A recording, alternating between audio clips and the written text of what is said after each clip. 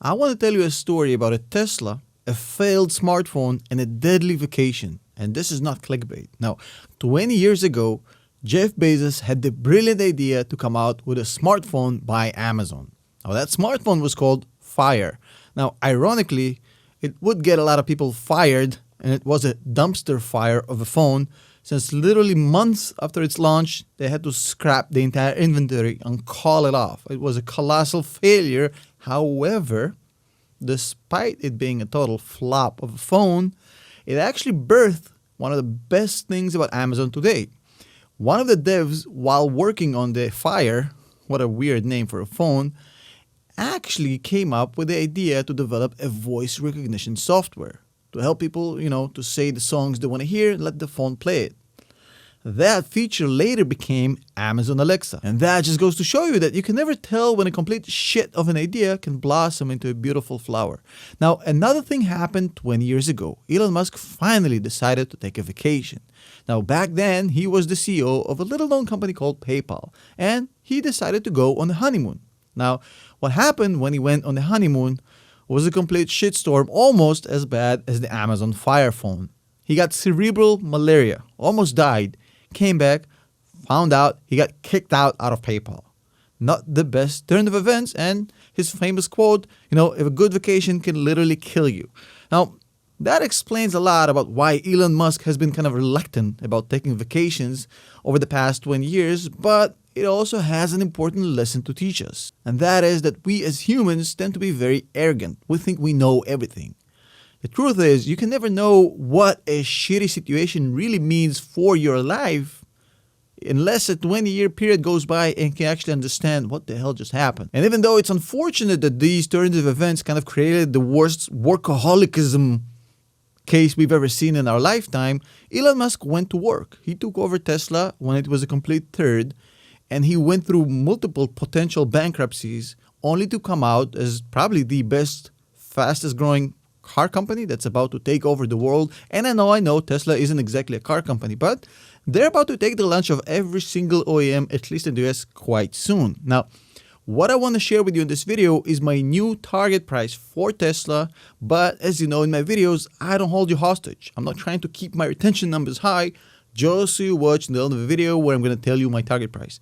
The bottom line always comes first. So my bottom line is that my target price is going up to $2,500. Now, before you fall off your seat, check this out. A year ago, when the share price was $400, I said that my target price is $1,500, and everybody said I'm crazy. Now, especially Wall Street analysts who are basically lagging behind, always late to the party, always unable to truly evaluate potential and growth, they almost, are late by a whole year. Only now, these guys are joining the party at $1,200, $1,300. We've been here all along. Now, there's a good reason why I'm raising my next target price. It isn't because of hype. It's because of actual fundamentals and numbers, which I'm about to share with you. Check it out. But before we do, I do want to ask of one thing, which is don't click nothing, don't smash nothing, don't buy nothing, don't do nothing, just watch the video. I ain't trying to sell you jack shit. Now, when Elon Musk invested his entire fortune into SpaceX and eventually Tesla, I'm sure a lot of smart people told him, hey, Elon, you're being an idiot. This isn't the smartest way to invest your money. This is a really dumb idea, and it's going to basically bankrupt you. And those same smart people who told him this out of good intentions, I'm sure, are the same type of people, not saying that they're the identical people, but they're the same type of people who are now telling you that Tesla at $1,500 is way too expensive, that Tesla is at $2,000 is imaginary, Tesla at $2,500 is a complete fable. Those same people who were unable to understand the vision are now saying that Tesla is overvalued right now, when clearly Tesla, if you look at 10 years forward, is a 5x company. I'm not even doubtful about it, but baby steps. Let's start with 2,500, then we can talk about 5,000 in a couple of years. But, it's an easy no-brainer for me to see that path. And in this video, I want to share a little glimpse of it with you so you can do the same trajectory as I and do your own research and find out. Now, there will be a whole DCF, which I did on Tesla, to reach to my $2,500 price. It will be available to download on our Patreon page. If you want to join, it's $5 per month. You can get the DCF, but you can also stay if you want. The link is going to be below in the description section and pinned as the first comment below. Check it out. Join if you want. Take my DCF, play around with it. And, if you think it's wrong, let me know. I'm always happy to hear. Tesla just released the Q4 delivery numbers, and they're at 934,000 vehicles, which is very impressive and a lot higher than anticipations, which already are quite inflated. About 16% beat, which is quite insane. But this isn't the whole story. The story is that if you look at the December deliveries for China, you find out exactly where we're headed.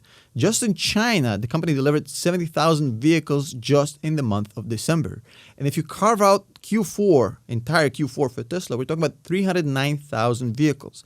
Just that alone, it means we're on pace as it stands right now without any further capacity at 1.2 million vehicles if we just duplicate these quarters 4 times. Now, obviously, capacity is increasing. China is ramping up.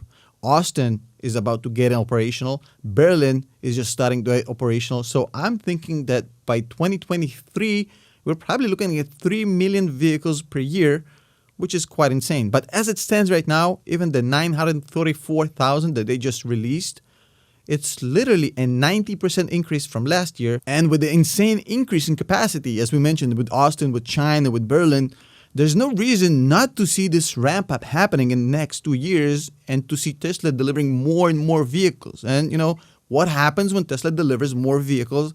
Obviously, eventually, the share price goes up. Now, that's not always immediate, and the share price tends to be volatile. For example, we just saw the Fed come out and be all hawkish, sending the share price $200 down, but that will happen with a stock like Tesla. The question is, what happens long term, over the long run? When in doubt, zoom out. And as I mentioned before, the latest pullback we just saw was macroeconomics. So you had an opportunity to make a lot of money. I invested about $1,000. I'm sure a lot of you did the same thing. And even though this isn't financial advice, and I'm not a financial advisor, I'm just a guy in a Adidas tracksuit on the internet sharing his opinions, which might be inaccurate, might be wrong, might be the ramblings of a madman.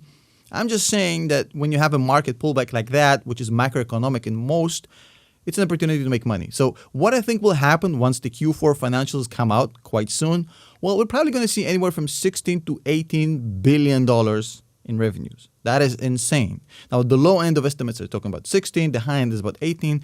Whether you're in the high or low end, these are insane numbers. So what I think we'll see, because of this recent pullback by the Fed and all this macroeconomics, we'll see probably Tesla go to an all-time high as far as share price, sometimes after the Q4 financials. Of course, there's a lot of profit taking around Q4 financials, Q3 financials. So the volatility is there. But, when the dust settles, I think that once everything relaxes, we'll see an all-time high for the share price right after the Q4 financials. Right in time for us to make money. And if that's not enough for you, think about these numbers. Right now, Tesla holds about 2/3 of the US EV market, which means they own about 2.6%, 2.5% of the entire auto industry in the US. What happens as EVs get adopted more and more? Obviously, that's exactly what's going on everywhere, especially in the United States. You know what's going to happen when the 2.6% of the market share in the US becomes 5%? What do you think is going to happen with the share price? And of course, you will hear a lot of smart people, especially Wall Street analysts, who are known to fall asleep at the wheel and let the thing just go past them and be late to the party, tell you that this isn't plausible, that you're overpaying, that this is expensive. And of course, these same people are the same people who missed the boat the first time. They don't see that this is just day one. They missed it on day 0. We're still on day 1. This is still a 5x multi-bagger stock. But you don't have to do it. You do you, I do me. See you tomorrow.